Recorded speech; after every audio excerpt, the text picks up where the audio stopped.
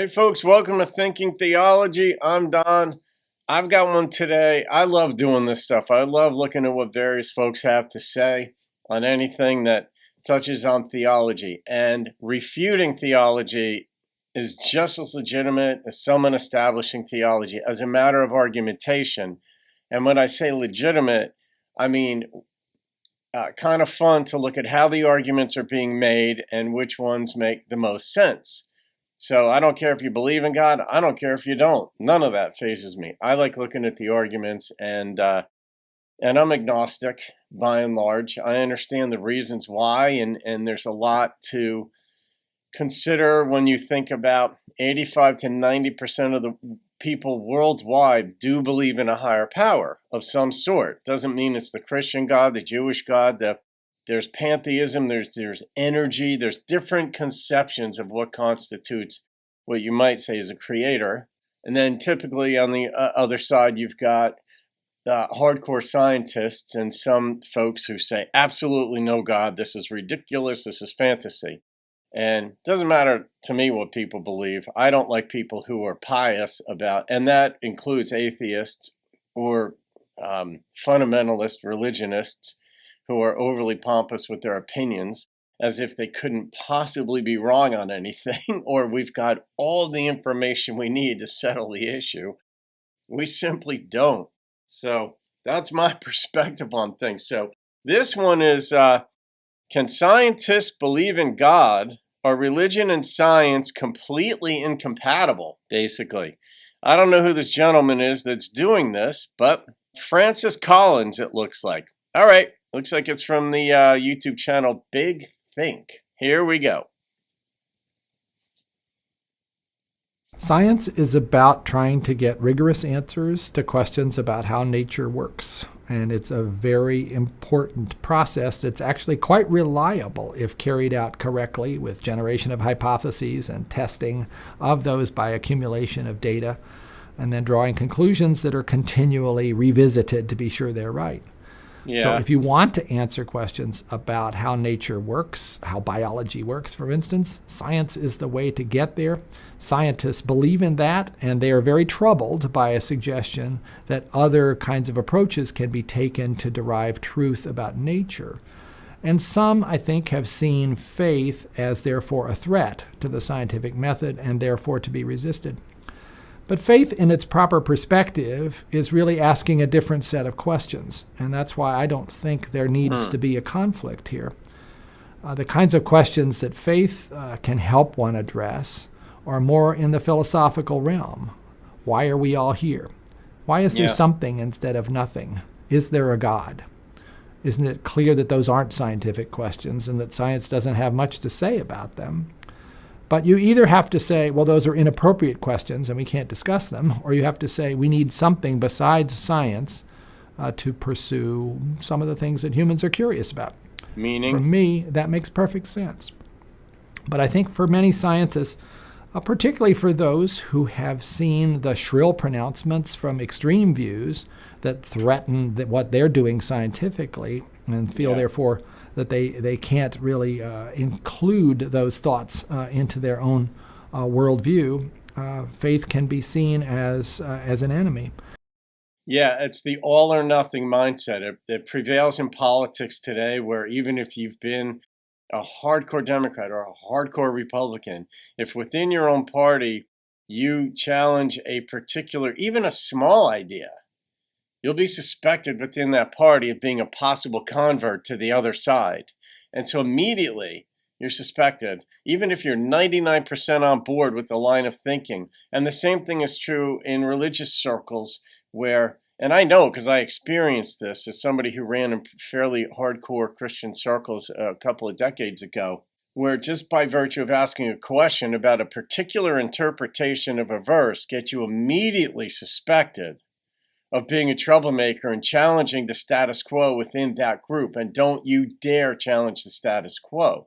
It's the all or nothing mindset that prevails. And that's where he's saying here within the scientific community, if you consider the other side, that might be coming at you pretty hard, or you might be considered heretical. So you cannot consider the other side. Otherwise, you're a disgrace to your own profession or what have you. And similarly, on the other side, some of my scientific colleagues who are of an atheist persuasion are sometimes using science as a club over the head of believers, basically suggesting that anything that can't be reduced to a scientific question isn't important, and it just represents a superstition and it should be gotten rid of. Part of the problem is, I think the extremists have occupied the stage. Those voices are the ones we hear. I think most people are actually kind of comfortable with the idea that science is a reliable way to learn about nature, but it's not the whole story. And there's a place also for religion, for faith, for theology, for philosophy. Right. But that harmony perspective doesn't get as much attention. Nobody's as interested in harmony as they are in conflict, I'm afraid. It's true.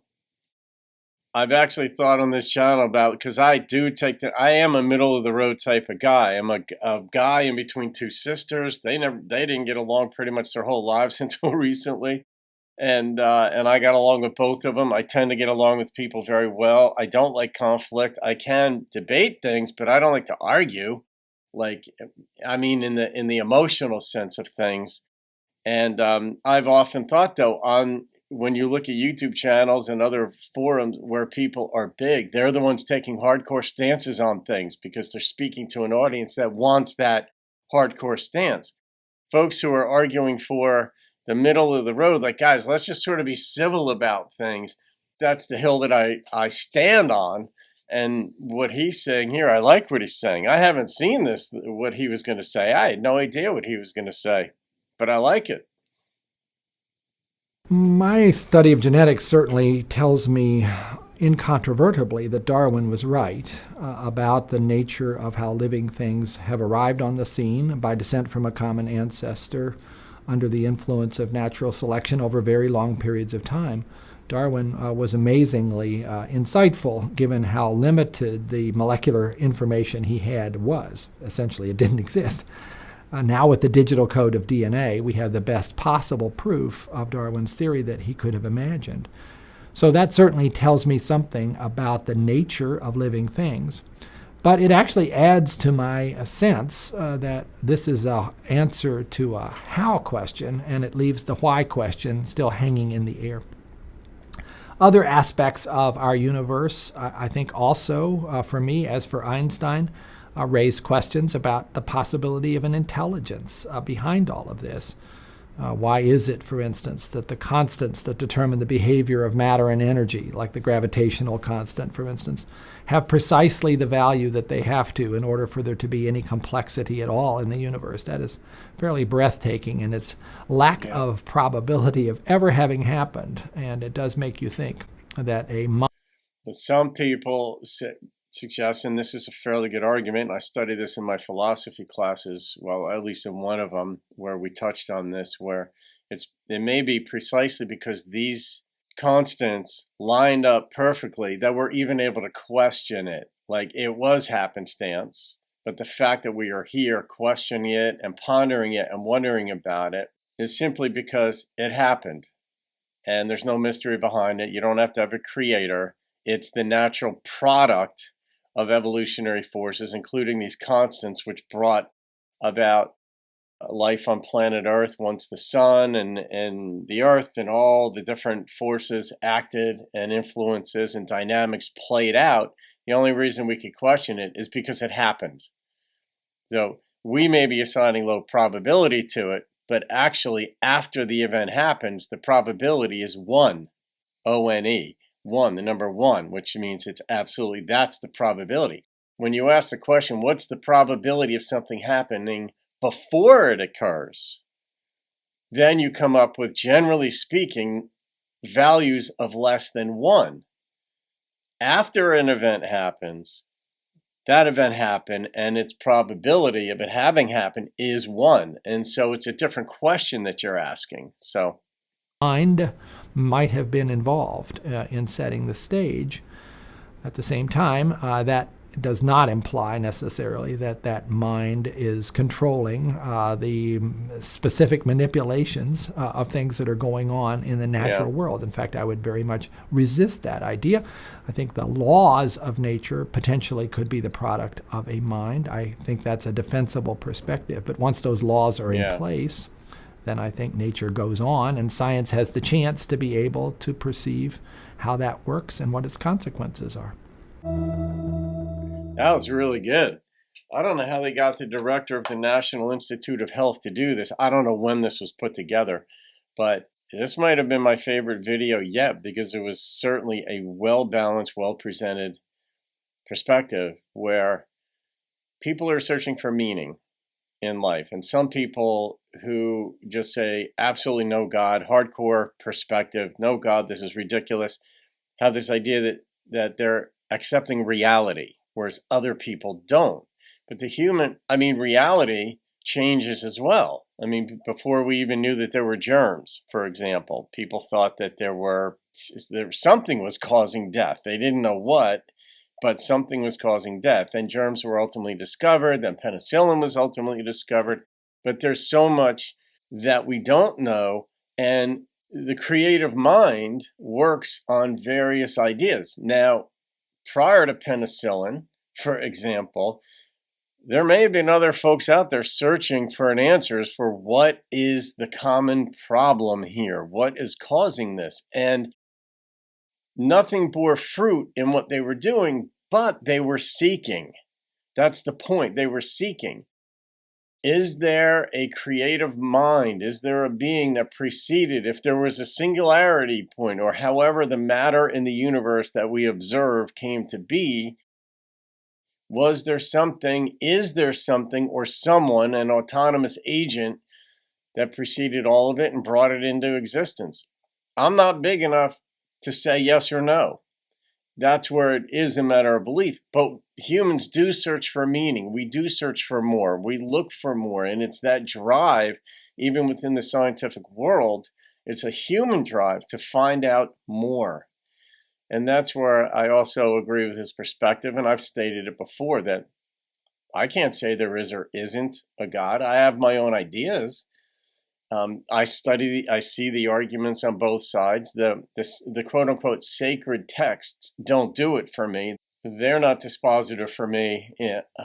And I've studied them fairly extensively, certainly the New Testament and parts of the Hebrew Bible, but based just on reasoning and curiosity and what he said, you can't disprove that there's a God. Now, that doesn't mean that there is one. It just means that there may be more in the human curiosity gene. If there's a gene that controls curiosity or that somehow controls it, yeah, maybe that's the right word. I mean, we're speaking of laws, and those are fairly dispositive because they're highly repetitive. That in our search for meaning and trying to understand and comprehend what's going on, it can lead us to these bigger questions that he suggested were philosophical, and you could place theology in the branch of theology, of philosophy, if you wanted to do that. And I don't have a problem with that. Anything ideological would be within the realm of philosophy, including science. I took philosophy of science classes back at Rutgers there, and it was fascinating stuff, but it's not normal. It's not normal party discussion that you get into when you study philosophy of science. It's very, very deep stuff.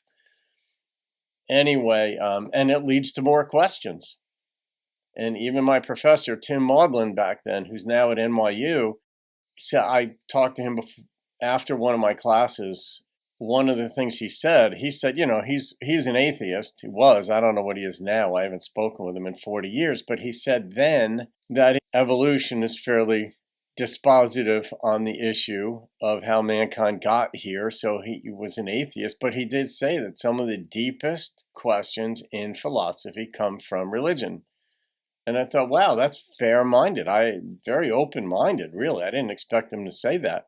So it's kind of guided me in my approach as well. So, all right, folks, leave your questions. If you have ideas for a video, I'll take a look at them, and we'll go from there. Have a great day. Try to be civil. See you on another video and keep thinking theology.